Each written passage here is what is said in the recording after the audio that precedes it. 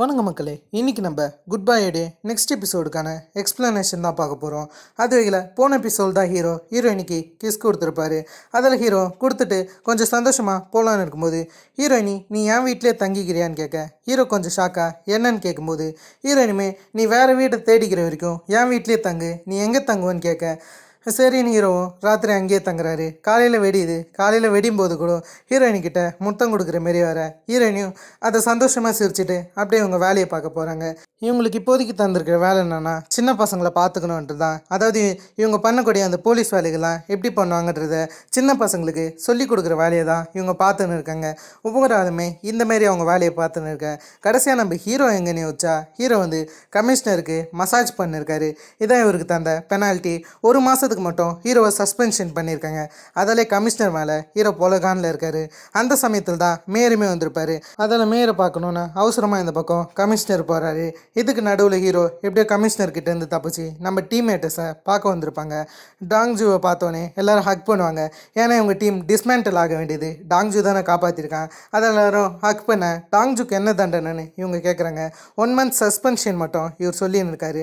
அதே சமயத்தில் டாங்ஜு ரொம்ப சந்தோஷமாக இருக்கிறத பார்த்து மின்சிக் நீ நேற்று யாருனாச்சும் சம்பவம் நடந்துச்சா இவ்வளோ சந்தோஷமாக இருக்கேன்னு கேட்கும்போது டாங்ஜுவுமே அதை சொல்ல கொஞ்சம் வெக்கமாக இருக்குன்னு அப்படியே இந்த பக்கம் ஹீரோயினி டாங்ஜுவை கூட்டின்னு போயிடறாங்க. கூட்டின்னு போகிறது மட்டும் இல்லாமல் இதை பற்றி யாருக்கிட்டையும் சொல்லாத, இது நம்மளுடைய சீக்ரெட், நம்மளுடைய ப்ரைவேசின்னு சொல்லும்போது ஹீரோயின்கிட்ட கொஞ்சம் நேருங்க. ஹீரோயினுமே கொஞ்சம் பதட்டமாகறாங்க. எதுக்கு நீ பதட்டமாகறன்ற மாரி ஹீரோ கேட்டுன்னு இருக்காரு.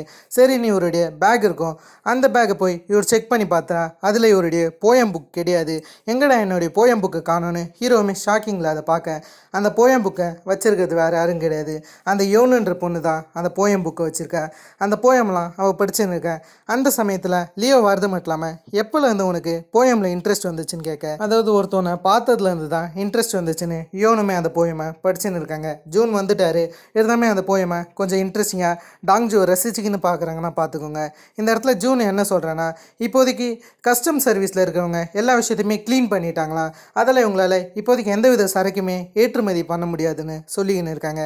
இப்போதைக்கு இந்த சரக்கு ஏற்றுமதி பண்ணுறது, ஸ்மக்லிங், இந்த மொத்த விஷயத்தையுமே பண்ணுறது ஜாங்குன்ற ஆள் தான். அதெல்லாம் இதுக்கு மேலே இது மொத்தத்தையும் நீ தான் பார்த்துக்கணுன்ற மாரி ஜாங் கிட்ட கேட்க ஜாங்மே அதுக்கான வேலைகள் தான் நடந்துன்னு இருக்குது, கூடிய சீக்கிரம் சரக்குகள்லாம் ஏற்றுமதி பண்ணுறோன்னு அவர் சொல்லின்னு இருக்காரு. இந்த இடத்துல நம்ம ஆட்கள்லாம் இன்ஃபர்மேஷன் செக் பண்ணியிருப்பாங்க எல்லாத்தையும். அந்த சமயத்தில் டேயாங் வர அதெல்லாம் மறைச்சிட்டு டேயாங் கிட்ட என்னன்னு கேட்கும்போது டேயாங்க்கு ஒரு வேர் ஹவுஸில் ஷூட்டிங் நடந்திருக்குல்ல, அதான் லியோ கூட குவாங்ஸியை சுட்டிருப்பாரு. அந்த இடத்துல குவாங்ஸியோடைய பிளட்டு கிடச்சதான் இவங்க சொல்கிறாங்க. ஆனால் குவாங்ஸியோடைய பணம் கிடைக்கலன்ற மாரி இவங்க அதை பற்றிலாம் பேசின்னு இருக்காங்க. இப்போது இவங்க குவாங்ஸியை கண்டுபிடிக்கலான்னு இருக்காங்க. இதுக்கு நடுவில் மின்சிக் தான் ரொம்ப பாவம், அடிக்கடிக்கு முதுக சொரிஞ்சுன்னு இருப்பார், ஏன் தான் தெரியல. இதுக்கு நடுவில் சர்ஜன் கிம் வரது மட்டும் இல்லாமல் பபாங்னு ஒரு ஆளை பார்த்துருப்போம்ல, அதான் ட்ரக் டீமன்னு ஃபேக்காக கூட நேம் வச்சுருப்பானே, அவன் இப்போதைக்கு இன்சாங் போர்ட்டில் சில விஷயங்களை கடத்த போகிற விஷயத்த சொல்லியிருக்காங்க. அதாவது ட்ரக் இப்போதைக்கு இன்சாங் போர்ட்லேருந்து கடத்த போகிற விஷயத்த அந்த பபாங்னு கூடிய ஒரு ஆள் சொல்லியிருக்கான். அதுக்கேற்ற மாரியே கஸ்டம் சர்வீஸில் இருக்கிற ஒரு ஆளை இந்த பக்கம் ஜூனுக்கு தெரியும். அந்த ஆள்கிட்ட போய் எல்லாத்தையும் நீ தான் பார்த்துக்கணுன்ற மாரி ஜூன் செமையாக அந்த ஆளையுமே மிரட்டிட்டு வராரு. இப்போது இன்சாங் போர்ட்லேருந்து சில ட்ரக் கடத்த போகுதுன்ற விஷயம் நம்ம ஆட்களுக்கு தெரிய மின்சிக் அடிக்கடிக்கு சொரியதுனால எதுக்கு இப்படி டிஸ்கஸ்டிங்காக பண்ணின்னு இருக்கீங்கன்ற மாரி நம்ம ஆட்கள்லாம் கத்தின்னு இருப்பாங்க. இங்கே எவ்வளோ முக்கியமான விஷயம் பேசுகிறோம், அதை விட்டு உங்கள் முதுகு தான் ரொம்ப முக்கியமான இந்த பக்கம் ஹீரோ திட்டின்னு இருப்பார். சரி நான் உங்கள் முதுகு பார்க்குறேன்னு பார்க்கும்போது பின்னாடி என்னமோ ஒன்று கடிச்ச அடையாளம் தெரியும். எல்லாருமே கண்ணை முடிப்பாங்க. என்னன்னு பார்த்தா அது எறும்பு கடிச்சு தான். அதாவது இவங்க டே கார்பரேஷன் சில ட்ரக்ஸ்லாம் ஒழிச்சு வச்சாங்கன்னு சொல்லியிருப்பாங்களே, அதை கண்டுபிடிக்கும் போது அதில் இருந்த சில எறும்புகள் தான் இவரை கடிச்சிருக்கும். அந்த எறும்பு எந்த கலரில் இருந்துச்சுன்னு கேட்கும்போது ப்ரௌன் அண்ட் ரெட்டுன்ற மாரி இவர் சொல்கிறாரு. அது மட்டும் இல்லாமல் ஹீரோயின் என்ன சொல்கிறாங்கன்னா, இதெல்லாம் உங்கள் உயிருக்கு ஆபத்து வர வாய்ப்புகள் இருக்குது, அந்த மாதிரியான ஆன்சர் தான் கில்லர் ஆன்ஸ்ன்னு சொல்லுவாங்கன்னு சொல்லும்போது அந்த இடத்துல பயந்துடுறாரு மின்சிக். என் உயிருக்கு என்னடா ஆபத்துன்ற மாரி மின்சிக் நகரலான்னு பார்த்தா திடீர்னு மயக்கம் போட்டு விழுந்துருவார். கடைசியில் ஹாஸ்பிட்டலில் சேர்த்தா மின்சிக்கு என்ன பண்ணுறதுனே தெரியாது, அசையக்கூட முடியாது, அந்த அளவுக்கு இருக்கும். டாக்டருமே எந்தவித பிரச்சனையும் கிடையாது, இவரு சில பூச்சி கடிச்சிருக்கு, அதால் தான் இவர் இப்படி இருக்காருன்னு டாக்டருமே பாசிட்டிவாக தான் சொல்லுவார். இப்போதைக்கு இன்சாங் போர்ட்டில் சில ட்ரக்லாம் கடத்த போகிறதா சொல்கிறாங்களே, அதை பிடிக்கணும்னு சொல்லிட்டு இவங்க சில செக்யூரிட்டியெல்லாம் அனுப்புகிற மாரி சில வேலைகள் பார்த்துருப்பாங்க. அதில் இன்சாங் போர்ட்டில் இந்த மாதிரி ட்ரக்லாம் கடத்தப்படுறது கொஞ்சம் ஸ்ட்ரிக்டாக இருக்கும். அதெல்லாம் நம்ம ஆட்களுக்கு கடுப்பாகுது. கஸ்டம் சர்வீஸில் ஒரு ஆளை ஜூன் உஷார் பண்ணியிருப்பார்ல, அந்த ஆள் இந்த இடத்துக்கு வந்து மன்னிப்பு கேட்குறாரு. இப்போதைக்கு நம்மளால் ட்ரக் எடுத்துறது ரொம்பவே கஷ்டம், என்னை மன்னிச்சிருங்கன்னு சொல்ல அந்த இடத்துல இருக்கிற ஜூன்மே என்ன சொல்கிறான்னா, இந்தமாரி கொரியாவிலேருந்து அப்ராடுக்கு போய் படிக்கக்கூடிய சில ஸ்டூடெண்ட்டை சில பேர் கொல்றதா கேள்விப்பட்டேன்னு வேணும்னே அவனை செமையாக பயமுறுத்தேன். அவனுமே பயந்துன்னு ஜூனுடைய காலில் உழ ஆரம்பிக்கிறான். என்னை விட்டுருங்கன்ற மாரி ஜூன் கிட்ட சொல்ல இன்னொரு வாட்டி இந்த தப்பு நடக்காதுன்னும் போது ஜூன் அவருடைய கையை ப்ரூட்டலாகவே உடச்சிடுறாரு. இந்த பக்கம் நம்ம ஆட்களை காமிச்சா இந்தமாரி இன்சாங் போர்ட்டில் வந்து அதாவது ட்ரக்கு கடத்துறதா சொன்னாங்களே, ஒரு கண்டெய்ன்மெண்ட்டில் தான் ட்ரக் இருக்குது. அதை செக் பண்ண நம்ம 3 ஆட்கள் போகிறாங்க. ஹீரோ ஹீரோயினி சர்ஜன் கிம் இவங்க 3 பேரும் போக அதில் ஹீரோ வந்து ஒரு பொண்ணை பார்க்குறாரு. அவள் ஒரு கண்டெய்னரை நோண்டின்னு இருக்க அது ஹீரோயினி நினச்சி ஜிஹானா என்ன பண்ணுறேன் அங்கே என்ன பண்ணுறன்ற மாரி இவர் ஹீரோயினோட பேரை வச்சு கூட்டின்னு போக கடைசியாக அது யாருன்னு பார்த்தா வேறு யாரும் கிடையாது, யோன் தான் அந்த பொண்ணு. கடைசியாக முன்னாடியே ஹீரோயினி வந்துடுவாங்க. அந்த பக்கம் சர்ஜன் கிம்மு வர அப்போ இது யாருன்னு பார்க்கும்போது அக்வாஸ் யோன் தான். கடைசியாக அவங்க யோனை பிடிக்கிறது மட்டும் இல்லாமல் அவள் கையில் விலங்கு மாட்டுருவாங்க. அவன் வந்து கில்லர் ஆன்ட்டி என்னை கடிச்சிருக்கு, நீங்கள் கூடி சீக்கிரம் எனக்கு ஊசி போடலாம், நான் இறந்துருவேன்ற மாரி அவள் சொல்லின்னு இருக்கேன். இது ஒன்றும் ஆன்ட்டு கடிச்ச மாரி இல்லைன்னு ஜிஹானா சொல்லின்னு இருக்காங்க.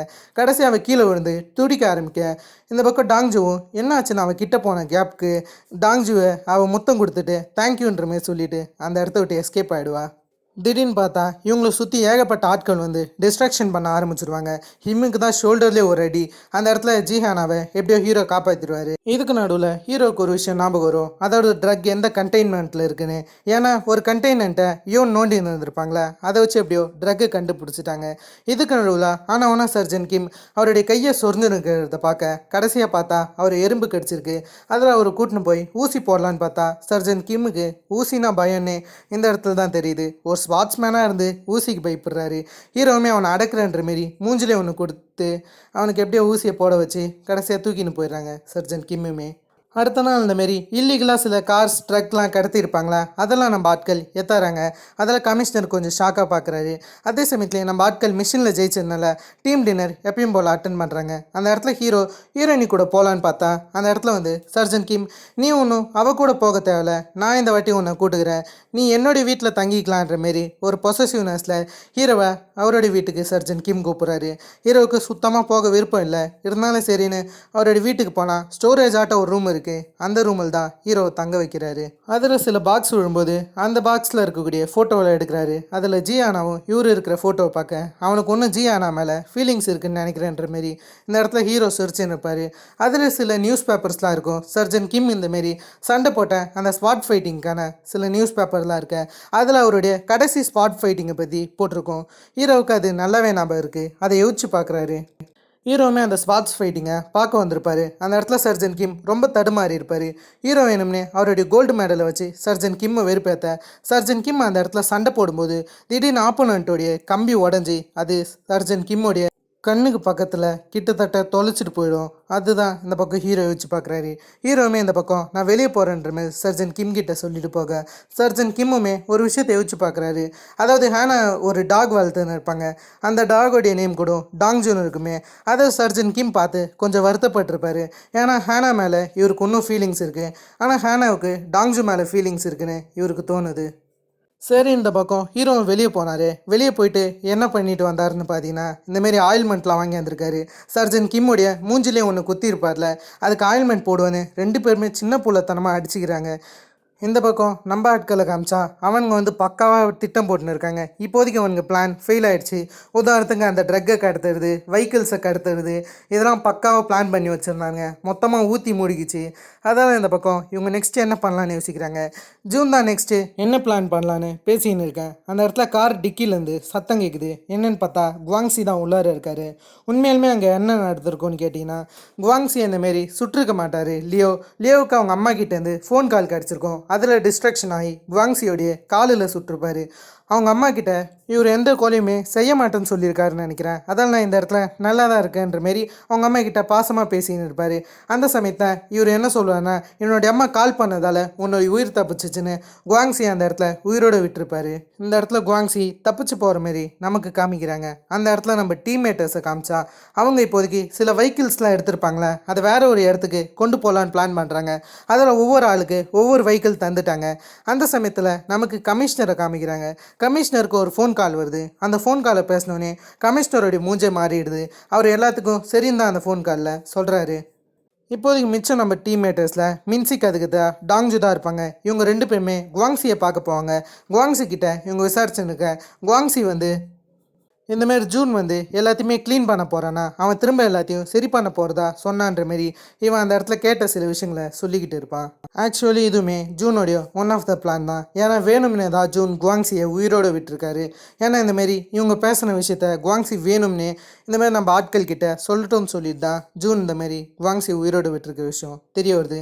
இதுக்கு நடுவில் டாங்ஜி மின்சிக் இவங்க 2 பேருமே வந்து எல்லாருமே எப்படி இருக்காங்கன்னு நல்லா விசாரிச்சுருப்பாங்க. எந்த பிரச்சனையுமே இல்லையான்னு சர்ஜன் கிம் கிட்ட கேட்க அவருமே எதுவுமே இல்லைன்னு சொல்கிறாங்க. அதுக்கேற்ற மாரி ஜி ஆனா கிட்டே கேட்பாங்க. ஒரு நிலைமைக்கு அப்புறம் கனெக்ஷன் கட் ஆகிடும். ஒரு டனலுக்கு போனதுக்கப்புறம் எல்லாருக்கும் இந்த இடத்துல சந்தேகம் ஏற்பட திடீர்னு பார்த்தா சர்ஜன் கிம்மோடைய காரை எவனோ ஒருத்தவன் அடித்து தூக்க, இந்த பக்கம் ஹேனாவுடைய வண்டியுமே எவனோ ஒருத்தவன் அடித்து தூக்குறான். ஹேனா அந்த இடத்துல துப்பாக்கி எடுத்து அவங்க கூட சண்டை போட, இந்த பக்கம் நம்ம ஆட்கள் வந்த இடத்துல டனலை மறைச்சிருப்பானுங்க. அதான் இந்த இடத்துல ஒரு பயங்கரமான ஃபைட் சீக்வன்ஸ் போகுது. எல்லாருமே போட்டு புரட்டி எடுக்க ஆரம்பிக்கிறாங்க நம்ம ஆட்கள் டனல்குள்ளார போகணும்னு சொல்லிட்டு. இதுக்கு நடுவில் ஜேயாங்குமே இந்த இடத்துக்கு வந்து இருந்திருப்பாரு.